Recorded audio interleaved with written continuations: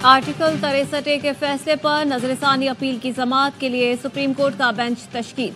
Practice procedure committee ने justice Naeem Akhtar Afghan को bench में शामिल कर लिया। जराये के मुताबिक चीफ जस्टिस काजी फायज ईसा ने जस्टिस मंसूर अली शाह का नाम तजवीज किया था, लेकिन उन्होंने कमेटी इजलास में शिरकत नहीं की।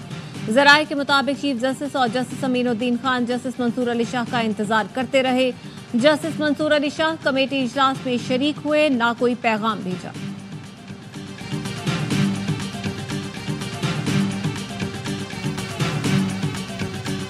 कब तक ये एजेंडा फिनिश कर लेंगे? अगले हफ्ते हो जाए, अगले हफ्ते, अगले महीने हो जाए, अगले साल मियां साहब के जाने से पहले होगा। You can't force your life. क्या ये फैसला हो गया कि उम्र बढ़ाई जाएगी जजेस की? ये चीज़ें सारी कंसेंसस डिस्कस होकर फैसले होने। वंस वी आर रेडी कि हाँ जी अब हम काम करेंगे। पॉलिटिकल सोल्यूशन है आपके पास इमरान खान का? आई विश कि इमरान खान साहब ने 9 मई का काम ना किया। आईनी तरामीम पर कुछ भी कहना कबल अज वक्त होगा। आईनी अदालत और रिटायरमेंट के उम्र समेत तमाम मामलात पर अभी तक फैसला नहीं हुआ। मामलात एक हफ्ते में तय हो सकते हैं और एक माह में भी। नायब वज़ीर आज़म और वज़ीर ख़ारजा इसहाक़ डार की प्रोग्राम खबर विद मोहम्मद मालिक में खुसूसी गुफ्तगू। कहा, बानी पीटीआई पर बगावत का मुकदमा क्यों नहीं चलाते?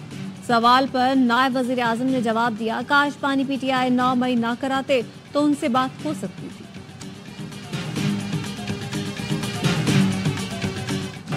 हुकूमत ने पेट्रोलियम मसनूआत की कीमतों में कमी कर दी। पेट्रोल 2 रुपये 7 पैसे सस्ता। पेट्रोल की नई कीमत 247 रुपये 3 पैसे फी लीटर मुकर्रर। हाई स्पीड डीजल 3 रुपये 40 पैसे फी लीटर सस्ता हो गया। लाइट डीजल 1 रुपये 3 पैसे फी लीटर कमी कर दी गई। मट्टी का तेल 3 रुपये 57 पैसे सस्ता हो गया। FBI ने इनकम टैक्स रिटर्न जमा करवाने की तारीख में 14 दिन की तौसीक कर दी। इनकम टैक्स गोशवारे 14 अक्टूबर तक जमा करवाए जा सकते हैं। सितंबर में FBI ने हदफ से 2 अरब रुपए ज्यादा टैक्स वसूल कर लिया। 35 लाख गोशवारे जमा करवाए गए।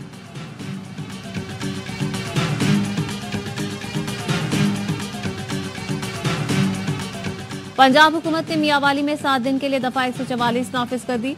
सियासी इज्तिमात, धरने, जलसे, मुजाहरे, एहतजाज पर पाबंदी आयद। तहरीक इंसाफ ने कल मियांवाली में एहतजाज की कॉल दे रखी है। जिला इंतजामिया की सिफारिश पर मियांवाली में रेंजर्स की तैनाती का फैसला। ऊज शरीफ में पुलिस के छापे, पीटीआई के 8 कारकुन गिरफ्तार।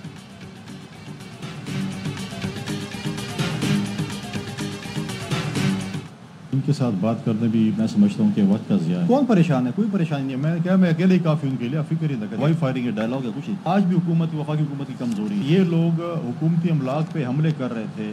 अगर हुकूमत उस वक्त एक्शन लेती तो इनकी जरूरत न हो। जो इनके सियासी मसीहा हैं, मौलाना फजल रहमान साहब, जिनके दरबार में हमेशा ये लोग हाजिर होते हैं, उनके पाँव पड़े रहते हैं कि अब तो मौलाना साहब ने कह दिया KP का भी साथ आ रहा है कि मेरे मैंडेट पे डाका डाल। पीटीआई वालों के बयानात संजीदा न लें, उनके लिए मैं अकेला ही काफी हूँ। अली अमीन गंडापुर के बयानात हवाई फायर हैं। मालूम है किस तरह निमटना है। गवर्नर खैबर पख्तूनख्वा फैसल करीम कुंडी कहते हैं, हुकूमत ने ढील दी। अगर पहले इन्हें पकड़ लेते तो ये सूरत हाल नहीं होती। फॉर्म 47 कहते कहते ये खुद पर्ची पर आ गए।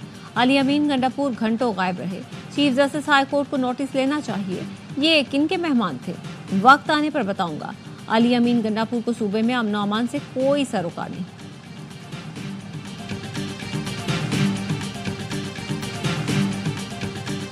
मरियम नवाज के अहकामात पर जेल में बुशा बीबी को बेजा तंग किया जा रहा है। रात को तलाशी के बहाने जगाकर अजियत दी जा रही है।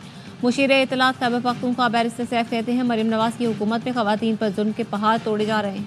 पेशावर की बुजुर्ग खातून को भी गिरफ्तार करके पाबंदी सलासल किया गया है। मरियम नवाज इतना जुल्म करें जितना कल बर्दाश्त भी कर सके।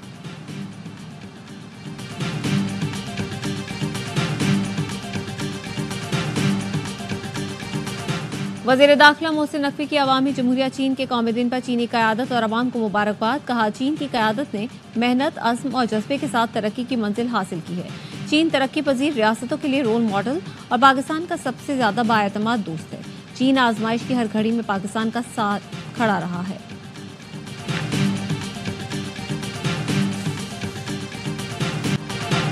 आर्टिकल 63 की तशरीह का फैसला लिखने वाले जज के बगैर नजरसानी दरख्वास्त नहीं सुनी जा सकती। पीटीआई रहनुमा बैरिस्टर अली जफर कहते हैं, 3 के बजाय 2 रुकनी जजेस कमेटी ने 63 नजरसानी दरख्वास्त के लिए बेंच तश्कील दिया, जो दुरुस्त नहीं। सुप्रीम कोर्ट को इस बड़े आईनी बहरान पर फैसला करना होगा या फिर नए ऑर्डिनेंस की जरूरत होगी।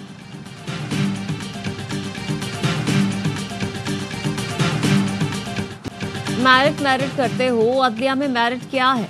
मेरिट देखें, मुझे अपने नाना को इंसाफ दिलाने में 50 साल लगे। आईनी अदालत नागुज़ीर, जुडिशल प्रोसेस में तब्दीली भी ज़रूरी है। मुआज़रत के साथ इस मरतबा काले कोर्ट की धमकी में नहीं आना। अपने मंशूर की बुनियाद पर आइन साजी करने जा रहा हूँ। सिर्फ अवाम के पास ताकत है, वो कह सकते हैं सही कर रहा हूँ या गलत। बिलावल भुट्टो का वकला से खिताब कहा, पहले सिर्फ वकला सियासत होती थी, अब जजेस सियासत भी होती है। जिस तरीके से आजकल तैनातियाँ हो रही हैं तो रिफॉर्म्स करना पड़ेगी। मौलाना फजल रहमान के साथ इत्तेफाक राय बनता है तो हुकूमत से बात करेंगे। चाहते हैं आइन और विफाक के हवाले से सियासी केस आईनी अदालत देखें। जब अलग आईनी अदालत होगी तो ये केसेस वहाँ चलाए जाएंगे। मौलाना फजल रहमान की जमात का भी यही मौक़िफ़ रहा है। इत्तेफाक होता है तो हम आईनी अदालत बना सकेंगे।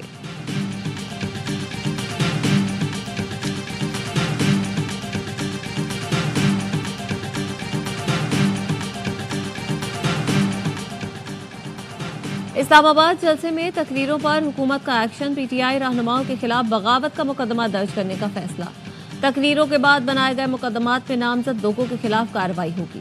ज़ाब्ता फौजदारी के सेक्शन 196 के तहत हुकूमत दरख्वास्त जमा कराएगी। इस सेक्शन के मुकदमात नाकाबिले जमानत होते हैं। गिरफ्तारी के लिए पुलिस को वारंट की भी जरूरत नहीं होती। वजारत कानून और विफाकी प्रोसिक्यूटर जनरल ने फैसले की तस्दीक कर दी। विफाकी काबीना से मामले की बाज़ाब्ता मंजूरी के लिए दरख्वास्त भी कर दी गई। थाना संजानी के मुकदमे में वज़ीर आला KP अली अमीन गंडापुर, अपोजिशन लीडर उमर अयूब, खालिद खुर्शीद, शेख वकास अकरम, शुएब शाहीन, शेर अफसन मरवत, आमिर डोगर समेत 50 से 60 अफराद नामजद हैं।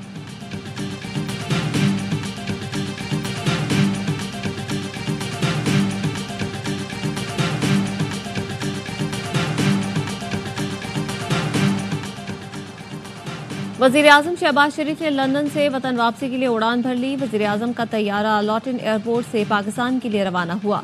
वज़ीर आज़म शहबाज शरीफ आज सुबह इस्लामाबाद पहुंचेंगे। वफाक ने सैलाब मुतासरीन की रकम अपनी जेब में रखी। बलोचिस्तान के साथ सौतेलों जैसा सलूक किया जा रहा है।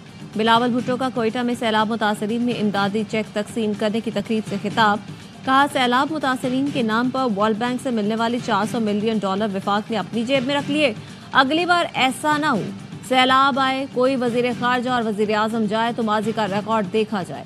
ये रवैया रहा तो कोई हमें इमदाद नहीं देगा।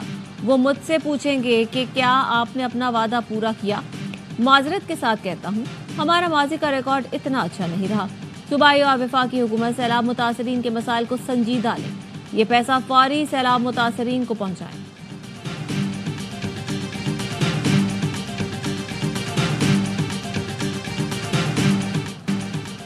और इसराइल ने लेबनान पर ज़मीनी हमला कर दिया। इसराइली मीडिया के मुताबिक लेबनान में इसराइली टैंकों और आर्टिलरी से हमले किए गए। इसराइली फौजी हुकाम का कहना है कि बैरूत एयरपोर्ट के करीब हिजबुल्लाह के मिसाइल लॉन्चर्स को निशाना बनाया गया, जिसकी सैटेलाइट वीडियो भी जारी कर दी गई। हिजबुल्लाह का भी इसराइली अहदाफ को निशाना बनाने का दावा।